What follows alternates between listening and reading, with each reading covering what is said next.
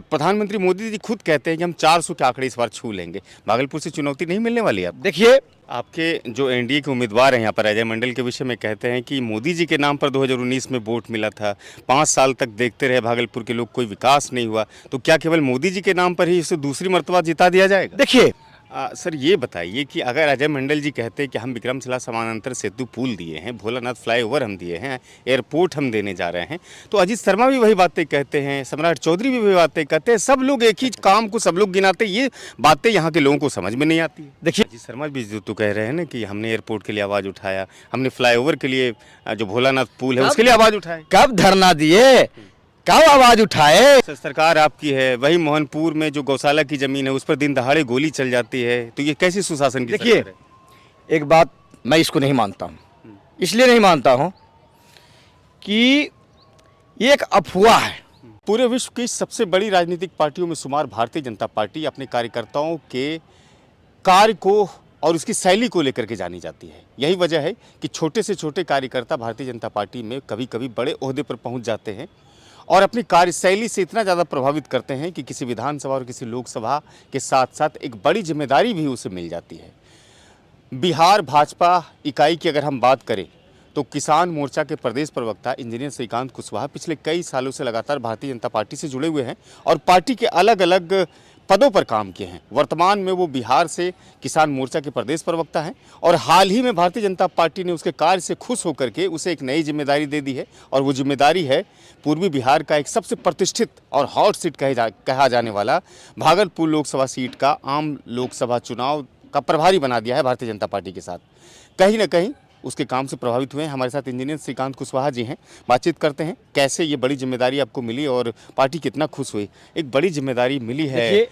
सबसे पहले हम माननीय प्रदेश अध्यक्ष बिहार सम्राट चौधरी जी को बधाई देते हैं, किसान मोर्चा के प्रदेश अध्यक्ष मनोज सिंह को बधाई देते हैं और भारतीय जनता पार्टी के केंद्र से लेके बिहार तक के एक एक बड़े नेता को बधाई देते हैं।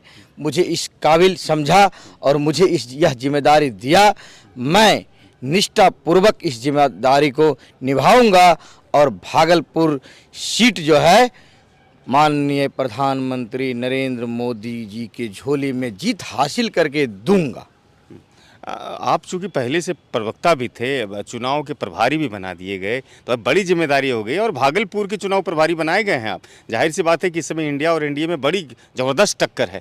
भागलपुर से इस मरतबा एनडीए के उम्मीदवार को जिताने का बड़ा लक्ष्य रखा गया है एनडीए की तरफ से और प्रधानमंत्री मोदी जी खुद कहते हैं कि हम 400 के आंकड़े इस बार छू लेंगे। भागलपुर से चुनौती नहीं मिलने वाली है अब? देखिए, अगली बार तो 40 में से 39 सीट जीते थे, इस बार 40 सीट बिहार में जीतकर माननीय प्रधानमंत्री नरेंद्र मोदी जी के हाथ को मजबूत करेंगे और भाई नरेंद्र मोदी जी सबका साथ, सबका विकास, सबका विश्वास लेके चलते हैं और इस ऐसा काम किए हैं, सबके हित में काम किए हैं।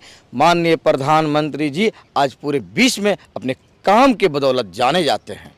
आपके जो एनडीए के उम्मीदवार हैं यहाँ पर अजय मंडल के विषय में कहते हैं कि मोदी जी के नाम पर 2019 में वोट मिला था, 5 साल तक देखते रहे भागलपुर के लोग, कोई विकास नहीं हुआ, तो क्या केवल मोदी जी के नाम पर ही इसे दूसरी मर्तबा जिता दिया जाएगा? देखिए, विपक्षी कहते हैं विकास नहीं हुआ है, ये विपक्षी का कहना है, लेकिन धरातल पे विकास दिख रहा है और इसी का परिणाम होगा जो कि पुनः भागलपुर से अजय मंडल जी को जिताने का काम करेंगे।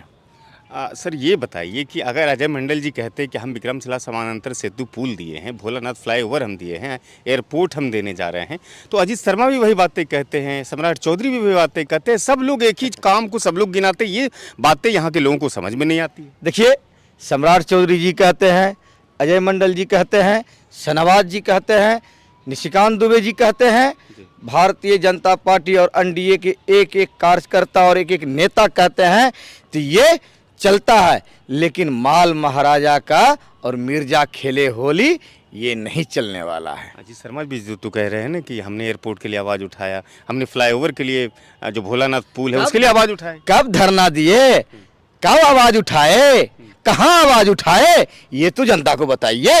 सदन में उठाए। और भागलपुर के मतलब विकास के लिए आप क्या क्या किए, ये भी जनता को बताइए। और दिख रहा है, क्योंकि अभी देख रहे हैं कि गोराडी प्रखंड के मोहनपुर में अभी जिला पदाधिकारी महोदय भी कुछ दिन पहले गए थे जमीन देखने के लिए, इंटरनेशनल हवाई अड्डा के लिए। ये तो माननीय नरेंद्र मोदी जी का देन है, एनडीए सरकार की देन है। सर इतना दिन पहले नहीं हुआ था। सर सरकार आपकी है, वही मोहनपुर में जो गौशाला की जमीन है उस पर दिन दहाड़े गोली चल जाती है, तो ये कैसी सुशासन की देखिए, सरकार है? एक बात मैं इसको नहीं मानता हूँ, इसलिए नहीं मानता हूँ कि ये एक अफवाह है। यदि गोली चलती तो एफआईआर होती, एफआईआर तो नहीं हुआ है। अखबार में लिखी गई खबरें सर। अखबार में लिखी गई है, कैसे लिखी गई है ये अभी मैं नहीं जानता हूँ, इसके ऊपर मैं गौर करूँगा। तो भागलपुर लोकसभा सीट इस मरतबा भी आप जीतने भागलपुर भी जीतेंगे, बिहार भी 40 सीट जीतेंगे और 400 पार करेंगे और नरेंद्र मोदी जी को तीसरी बार प्रधानमंत्री बनाने का काम करेंगे। शुक्रिया सर, बातचीत के लिए बहुत बहुत शुक्रिया सर। बहुत बहुत धन्यवाद आपके चैनल को। तो ये भारतीय जनता पार्टी के आम लोकसभा चुनाव भागलपुर के प्रभारी थे और प्रदेश प्रवक्ता भी हैं किसान मोर्चा के, कह रहे थे कि न केवल भागलपुर लोकसभा सीट जीतेंगे बल्कि बिहार की 40 लोकसभा सीट जीतेंगे और नरेंद्र मोदी को मजबूत करने के लिए हम लोग संकल्पित हैं। जाहिर सी बात है कि तीसरी मरतबा भी हम प्रधानमंत्री के रूप में नरेंद्र मोदी को ही जिताकर दिल्ली भेजेंगे। इस वीडियो को आप कितना पसंद करते हैं? अगर पसंद करते हैं तो स्वाभाविक है कि आप हमारे यूट्यूब चैनल को भी सब्सक्राइब कीजिएगा और फेसबुक पर भी हमारे पेज हैं सिटीजन टाइम्स के, वहाँ फॉलो और लाइक करना मत भूलिएगा। धन्यवाद।